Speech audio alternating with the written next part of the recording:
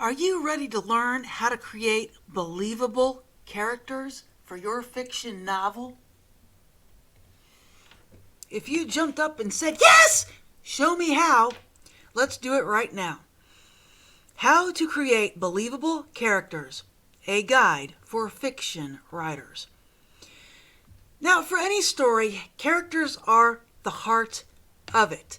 The more real and relatable they feel to readers, the stronger your story will be. Crafting believable characters means building individuals who think, feel, and act in ways that resonate with readers. In other words, they feel flawed. Just think about it that way. They feel flawed. They have weird thoughts. They don't speak in complete sentences. But, that's just a few things. Let's talk about how to create compelling, multidimensional characters that feel as real as the people you meet in your everyday life. So first of all, you need a character concept. So we need to start with a character concept. A general idea of who this person is.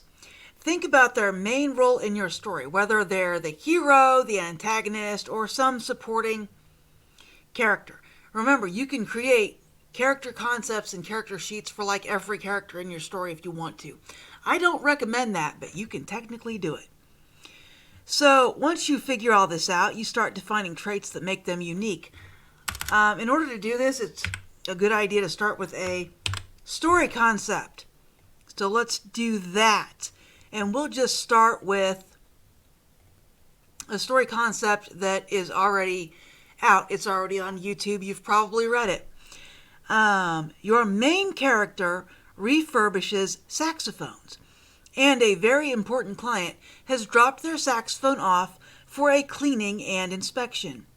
They have a huge concert to play on National Saxophone Day, which is just 24 hours away. When your main character inspects the saxophone, he or she finds that the reed is broken. It's just a hairline crack. But if the musician plays it one more time, it'll fully break and the saxophone will be useless. So, the sax must have a new reed immediately. Unfortunately, there's a reed shortage. How does your MC find a reed and save the concert? So this is the story concept. So we know that the main character is going to be somebody who fixes saxophones. So the main character fixes saxophones. Now, does your main character play saxophones too? Probably. We'll say this is a girl, but she also plays the saxophone so that she can test her work when she fixes them. So, what is her name? Well, let's call her... I am going to go with the name Selma Bell. If you don't know, Selmer is a saxophone brand, and Bell is, Bell. It's a musical thing. It makes music. Or noise, depending on your perspective. Alright, so who is Selma Bell? Well, Selma Bell is obviously a lady who repairs and plays the saxophone. And if you haven't figured it out by now, I cannot spell the word saxophone at all. Because it is pronounced saxophone, and they want you to spell it saxophone. So yeah, that doesn't work. So she is a lady who repairs and plays the saxophone. We'll say 10 years ago she started her own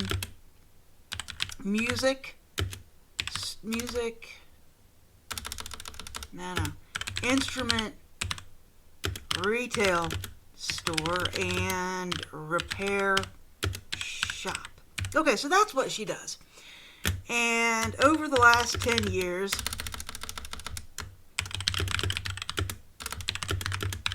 she's made a name for herself. If I could spell or type or whatever. And over the years, she's made a name for herself.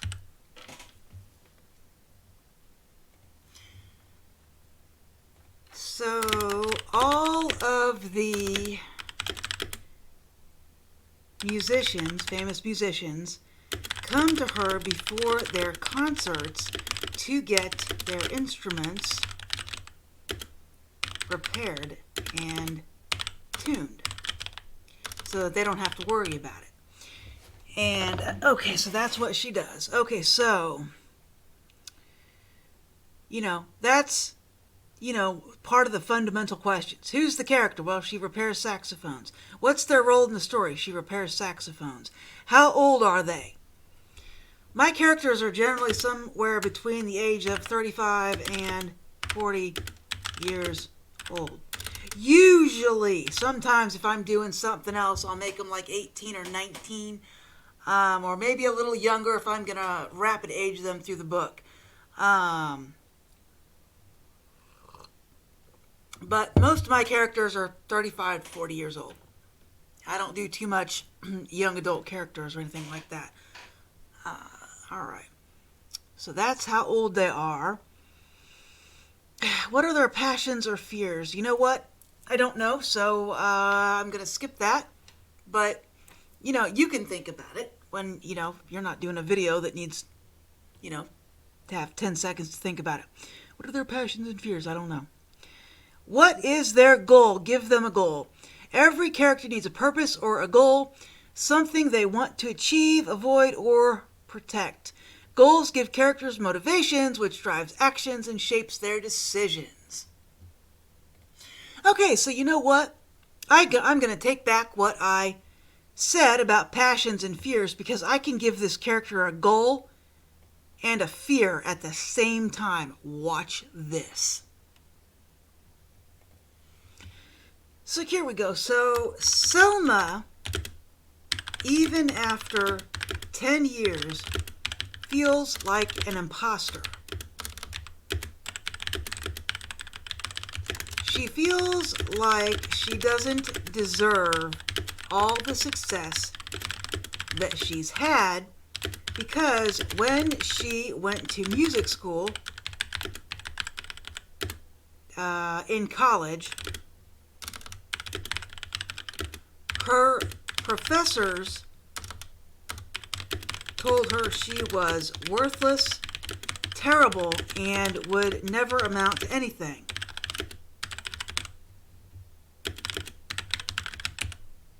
So she's got imposter syndrome. So she is very afraid of screwing up. So her goal is to make sure that each of her repairs is perfect and that she tunes every instrument perfectly.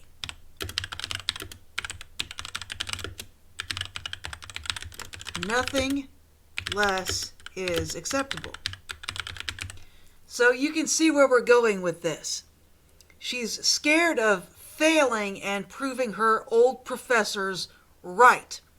So in this story, she's got a reed shortage. She doesn't have any reeds in the shop. There's no reeds locally, and she has 24 hours to get this reed. Or she failed. There you go. She's got a goal and a fear at the same time. And that actually brings us to our next point. Imagine your character's backstory. Even if, not all of the backstory makes it into the story, consider your character's past. What life experiences shaped their beliefs, desires, and fears? Well, I just told you. She got told she was a worthless piece of crap in music school, and she is afraid that she will prove her professors right and that she is just an imposter playing and fixing instruments in a store that she owns. Right? So there you go. There's her backstory. So number 2, define their personality and traits. Believable characters need distinct personalities and traits that influence their actions and reactions. Think of traits that complement or contradict each other for a richer character, a more believable character. So pick a few dominant traits. Decide on the core traits like courageous or skeptical or ambitious or nurturing, and then add complexity. Humans are full of contradictions, so add a few opposing traits, like a brave character who is scared of failure, or a kind character who can be blunt and kind of off-putting. And lastly, make them imperfect. Flaws make characters relatable. Maybe they're stubborn, jealous, overly trusting, or insecure. Flaws create tension and can lead to meaningful character growth. So let's think about the character that we created in section 1. And all I did was move Selma's bio down right here. Okay, so pick dominant traits. All right, so we'll say that dominant traits. Okay, she's very independent. To the point, she's unwilling to accept any help because she thinks it all comes with strings. As a result, she does most everything in the shop herself. Okay, so she has one part-time employee that works evenings and weekends so that she can have some time off if she wants it.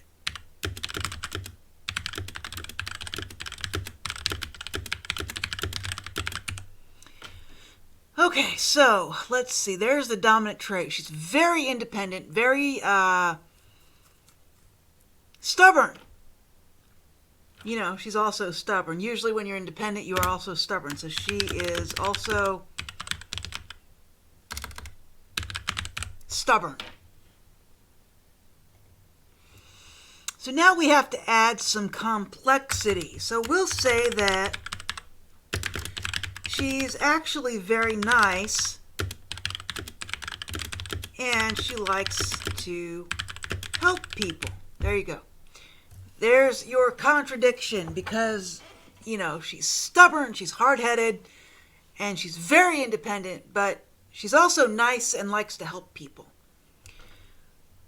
And now make them imperfect.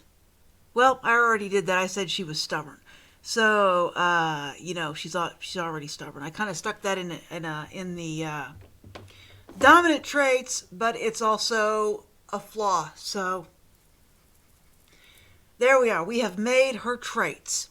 She is independent, stubborn, and nice and likes to help people. So she doesn't appear aggressive up front. So there we go.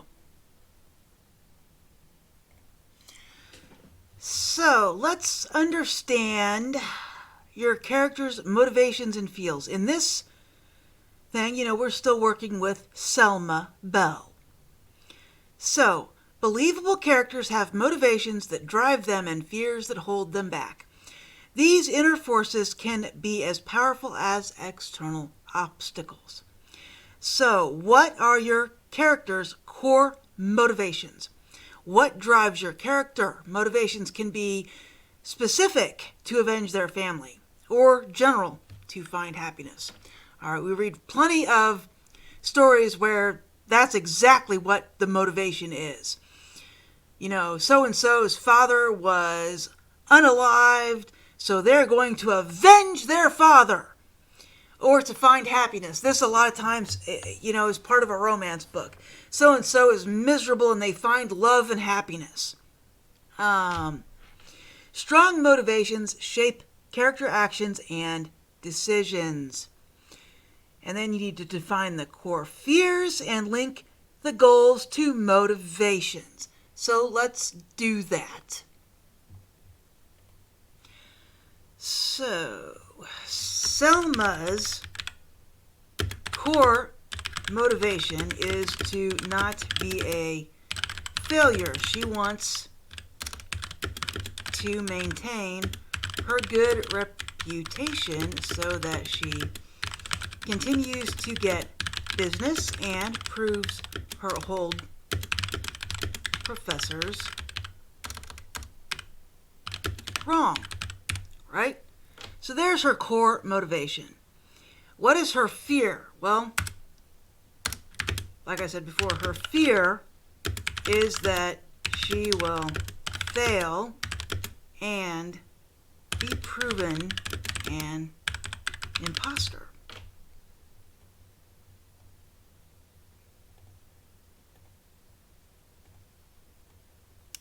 Well, this is irritating.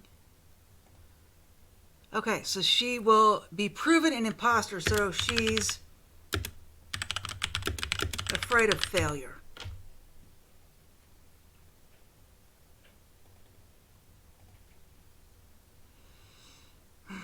What is your character's motivation? Okay, so what does this character want?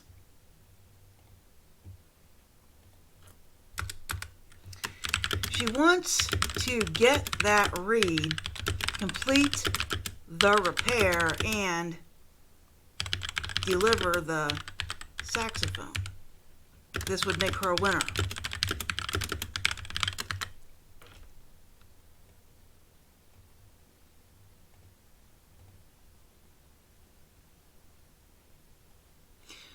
So that is that part of it.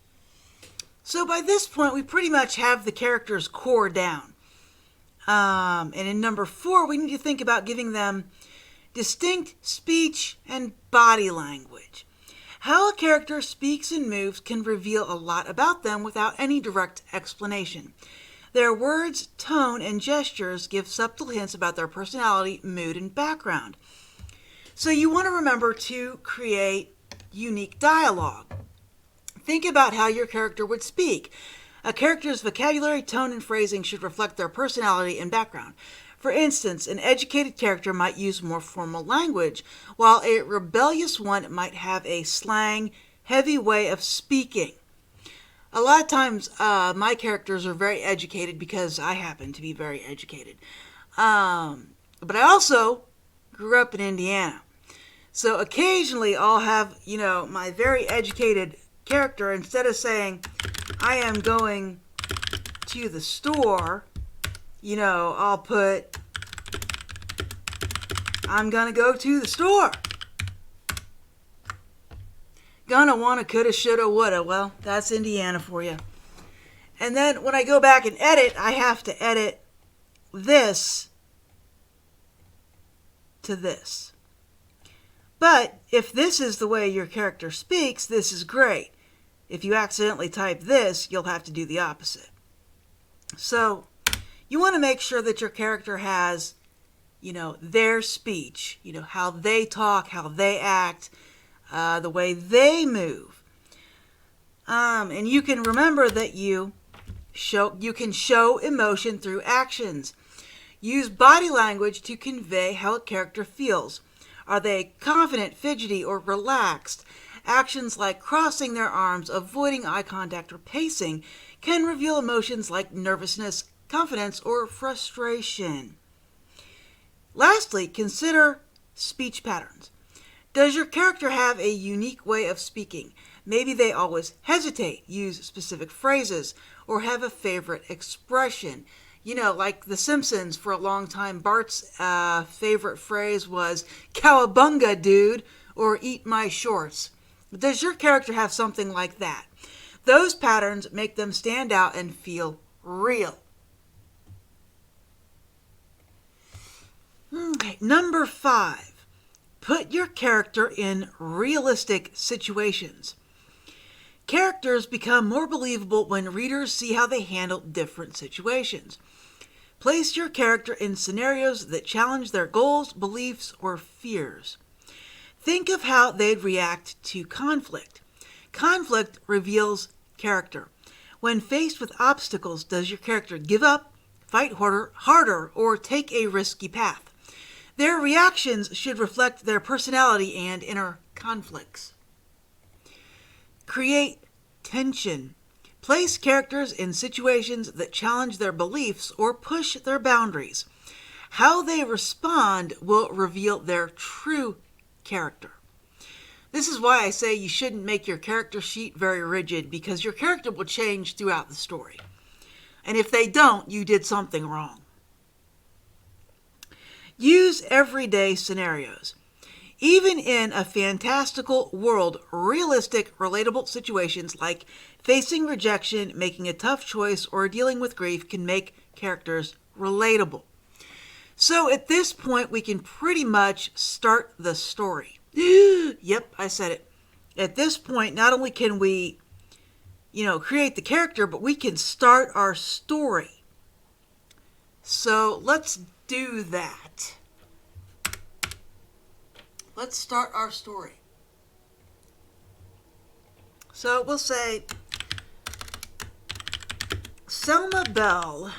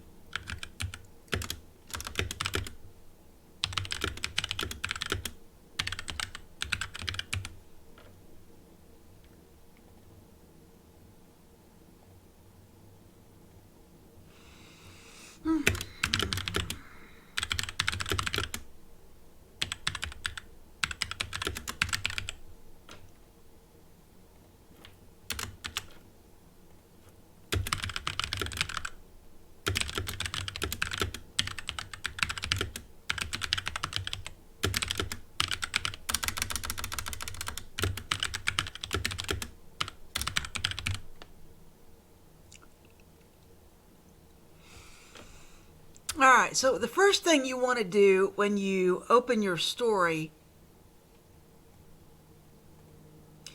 is you want to introduce your character. You want to put the character in a setting. In this instance, we're putting her in her music shop. So she's already woke up, got her coffee, got dressed, got showered. You don't need any of that in the front of your story unless it matters to your story. In this instance, it doesn't matter. The whole book, or most of it, is going to take place in this music shop. So what we need to introduce is the music shop. And we've said she's owned it for 10 years. She feels like she's getting a regular stream of clients. Bills are paid, so she doesn't have too many financial worries. And Derek Trellis is coming by to drop off his saxophone. And we're going to talk a little bit about Derek Trellis.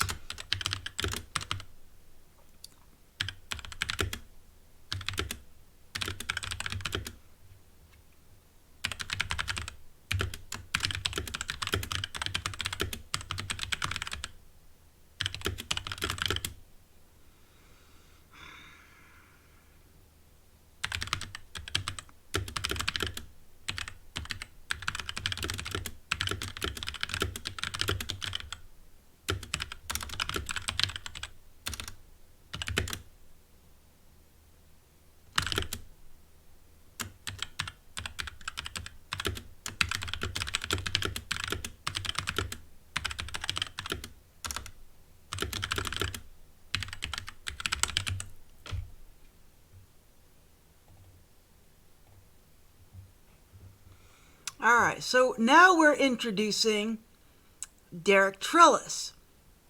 He wants his saxophone cleaned, repaired, and inspected. and he's just switched from the clarinet to the saxophone professionally. So here's another character that might have imposter syndrome. Ooh, we got something going on now. So, now we got something going on. We got a story developing here. And we got some conflict already. So obviously, Derek Trellis is going to be a little on the edgy side. It's his 10th performance. He's probably internationally known for the clarinet and not the saxophone. And he would like to be internationally known for both.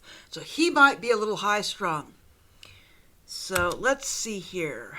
What are we going to do? We're going to try and create some dialogue. Let's put her... Let's interrupt her with her part-time employee. Let's see. Who do we have here? Tara.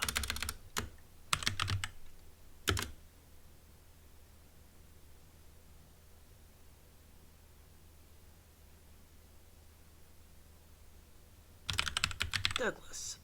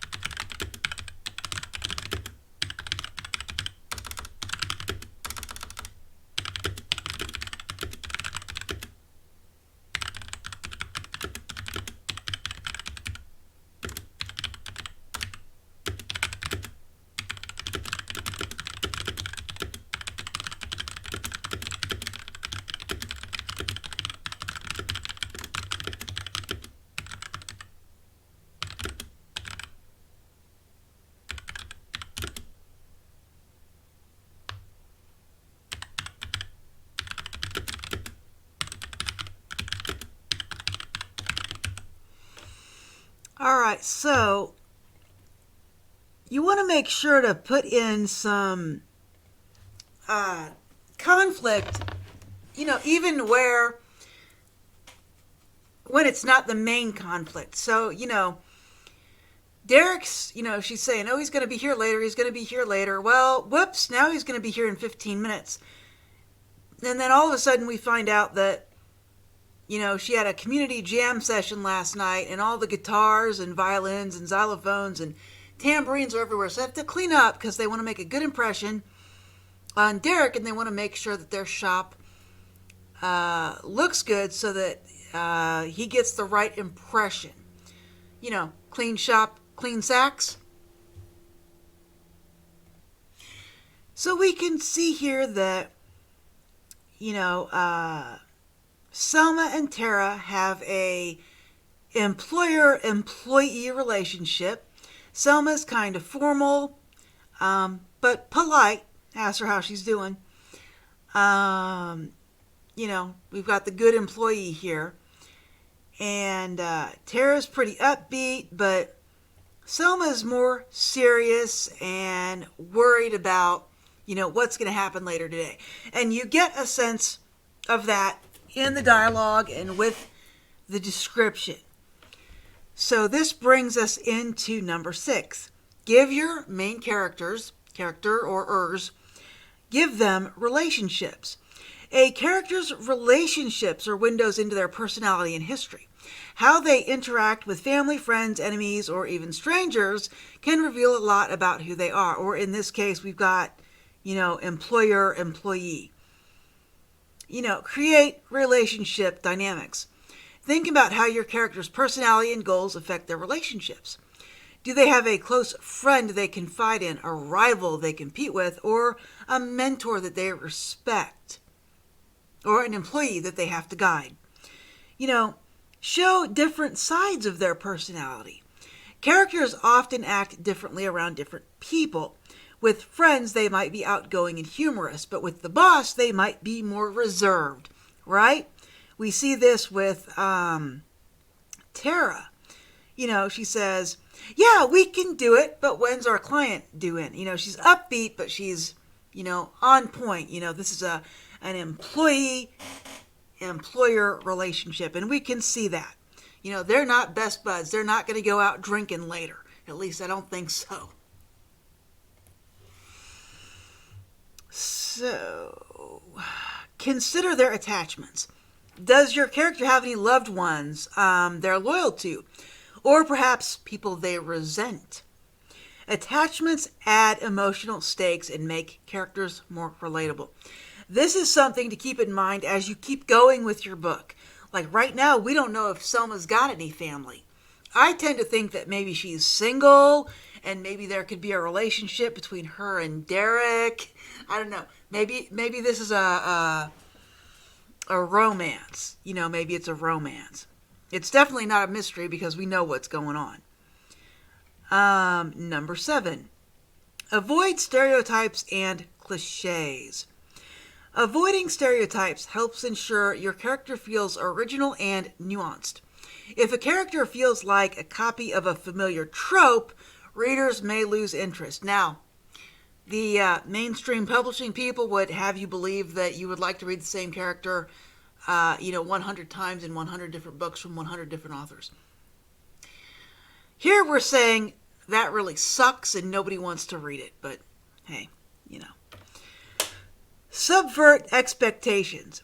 Instead of a predictable villain who's evil for no reason, give them a sympathetic motive. Make the wise mentor flawed, or the cheerful friend struggle with hidden insecurities.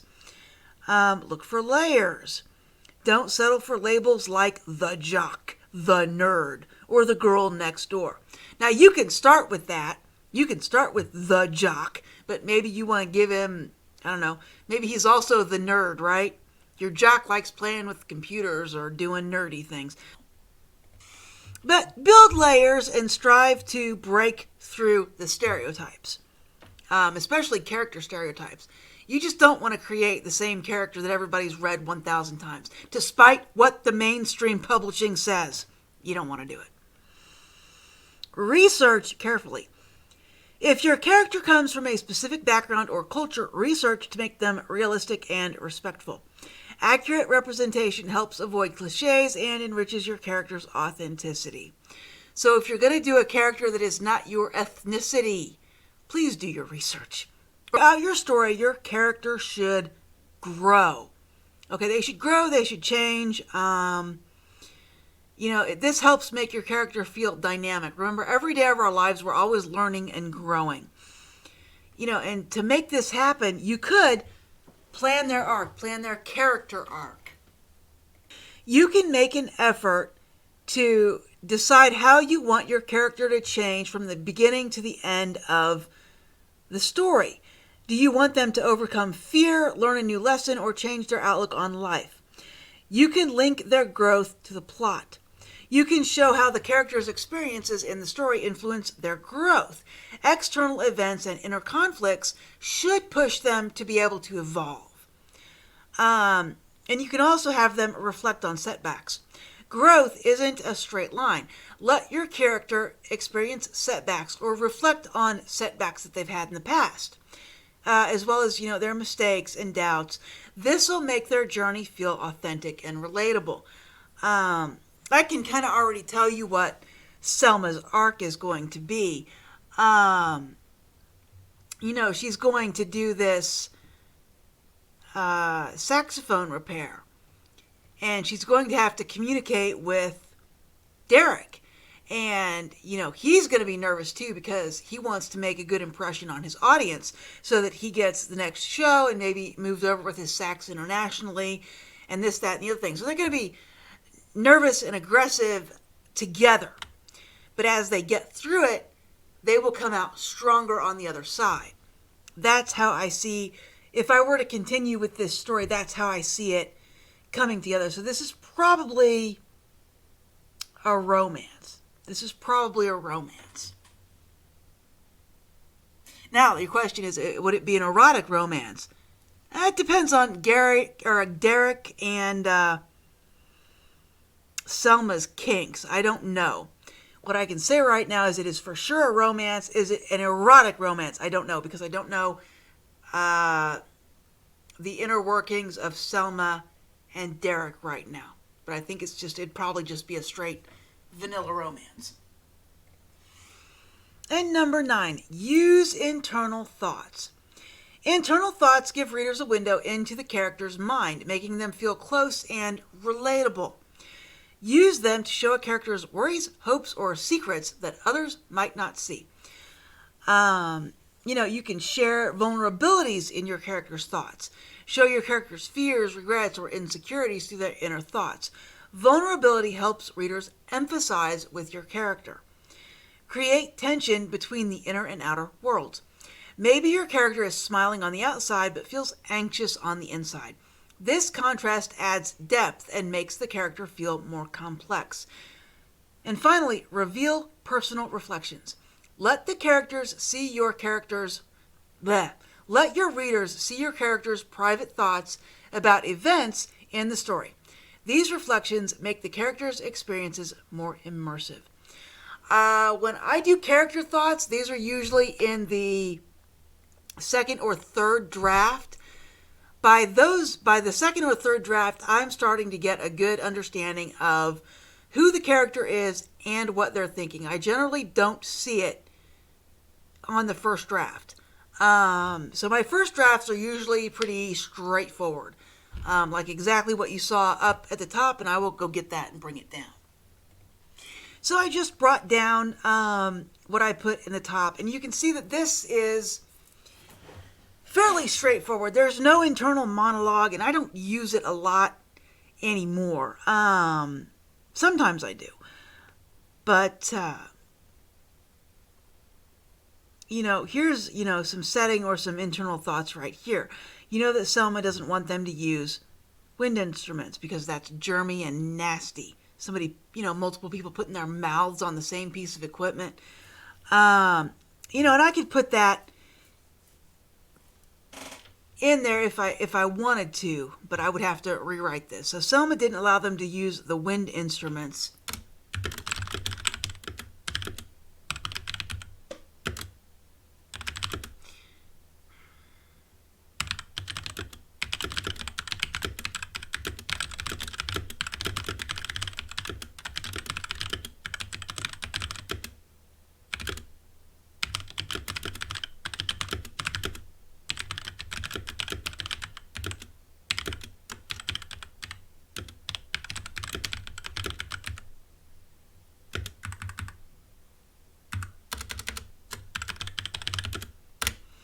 so Selma might be a germaphobe, or maybe, that's just disgusting, right?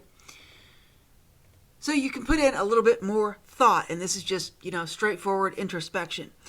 There were musical instruments everywhere from last night's community jam session. Selma didn't allow them to use the wind instruments. That would be gross. Most guests of the music shop didn't know how to properly clean those instruments in order to prevent the spreading of germs. So Selma didn't allow it. However, she allowed most everything else.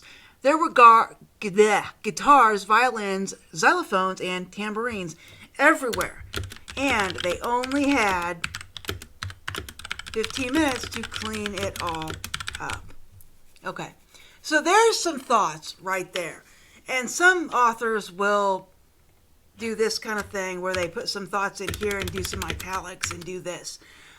I suggest that you try to keep your punctuation as simple as possible so as not to distract the reader. But there you go. There's how you kind of expand a paragraph using a character's thoughts. And we're talking about like disgusting spit inside of a wind instrument. So yuck.